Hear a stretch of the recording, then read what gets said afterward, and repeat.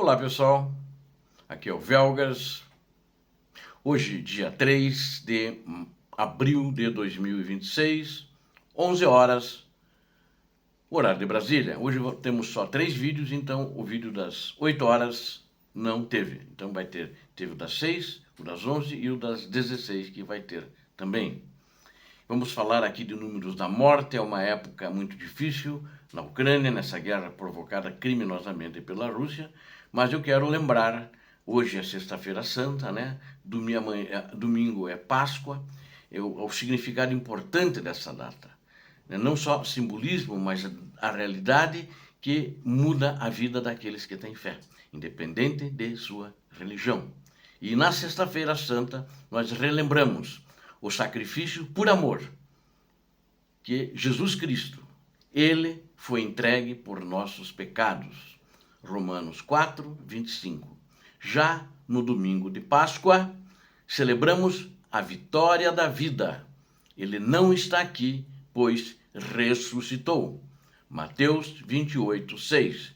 Que é a paixão.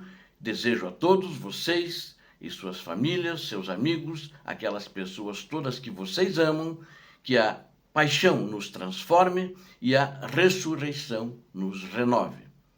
Feliz Páscoa. Vamos ver, lamentavelmente, a guerra continua, nós estamos cobrindo essa guerra, fazendo análises e mostrando fatos, né? Mostrando a verdade para vocês. Os números da morte, né? A Rússia colapsa no fronte.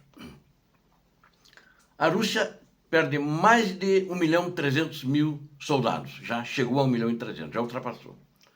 E neste episódio nós justamente analisamos essas estatísticas brutais que definem o colapso do poderio militar russo, superando a marca histórica de 1.300.000 soldados que já pereceram. A maioria deles morreram e os restantes são pessoas que tiveram ferimentos graves, mutilados a maioria.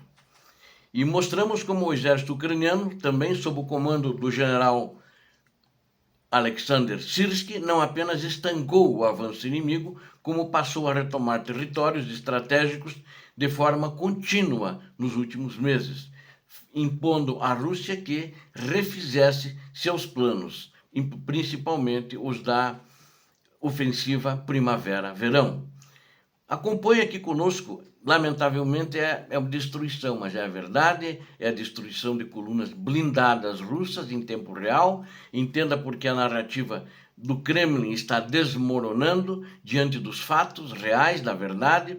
Inscreva-se, porque aqui você vê a verdade e eu conto com você inscrito no canal. E dê um like também, peço a todos que deem um like, compartilhe a verdade sobre o que está acontecendo na linha de frente. Eu conto com vocês. O custo humano e material da invasão russa atingiu níveis que desafiam a lógica militar contemporânea e expõe a fragilidade estratégica de Moscou. De acordo com os dados mais recentes do Estado-Maior das Forças Armadas da Ucrânia, a Rússia ultrapassou a marca sombria de 1.300.000 soldados. São baixas, são prejuízos grandes, muitas famílias, né? Isso desde o início do conflito, dessa segunda fase do conflito, dessa escalada que aconteceu a partir do dia 24 de fevereiro de 2022. Apenas nas últimas 24 horas, as forças russas sofreram, em todo o teatro de operações, 1.300 baixas, mantendo uma média de desgaste que consome divisões inteiras de tropas em tempo recorde. O inventário de destruição russa é vasto, detalhado, revelando que 11.830 tanques foram reduzidos a ferro retorcido, a aço retorcido, a escombros nos campos de batalha. 11 mil, imaginem. O exército brasileiro não tem tudo isso. Eu acredito, né? Se a gente somar, pelo menos da América do Sul, ia dizer América Latina, mas se somar todos os exércitos da América do Sul, não dá metade, os tanques disponíveis não são metade disso que a Rússia perdeu nesses um pouco mais de 4 anos de guerra.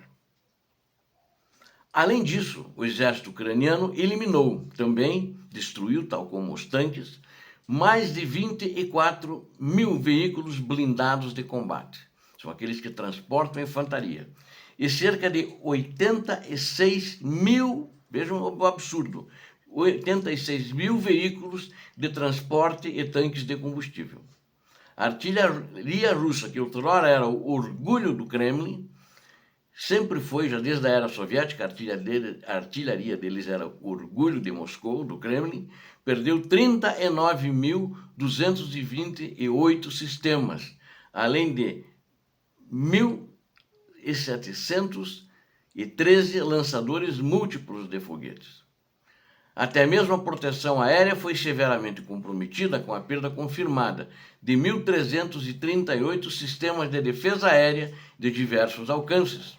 A gente sempre reporta para vocês os diversos alcances. A gente nem sempre consegue reportar todos, mas sempre tem, e às vezes no próximo, no mesmo local, quando tem um, a Ucrânia procura no dia seguinte outros e acha perto, porque onde tem um, tem pelo menos dois ou mais.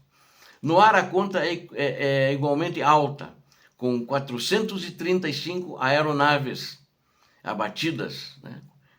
Esses aviões caça, aviões de bombardeio, estão incluídos também os aviões estratégicos, que a Ucrânia destruiu mais de 40 numa só vez. E também 350 helicópteros abatidos pelas defesas da aviação da Ucrânia, da defesa aérea, né? A guerra eletrônica e de vigilância também sofreu perdas astronômicas, com mais de 213 mil drones russos neutralizados, abatidos e 33 navios de guerra afundados. É um absurdo. Então, dizer que a Rússia é vencedora, tem muitos que querem manter essa narrativa, a Rússia não venceu nada e não vai vencer, né? Isso é um colapso, que o Kremlin nega. Se por causa disso que ele quer que a Ucrânia saia, porque ele está vendo que não consegue avançar.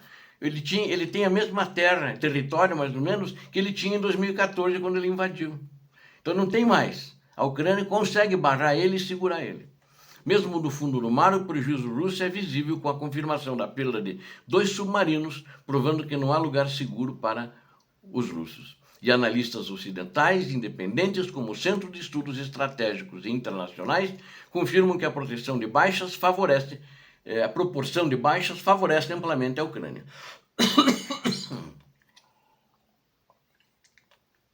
As estimativas apontam que para cada soldado ucraniano perdido, a Rússia sacrifica entre 2 e 3 de seus próprios homens em ataques muitas vezes suicidas.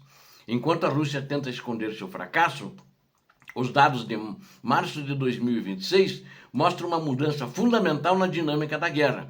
Pela primeira vez em meses, as forças armadas da Ucrânia libertaram mais território que perderam para as forças russas ao longo da vasta linha de frente.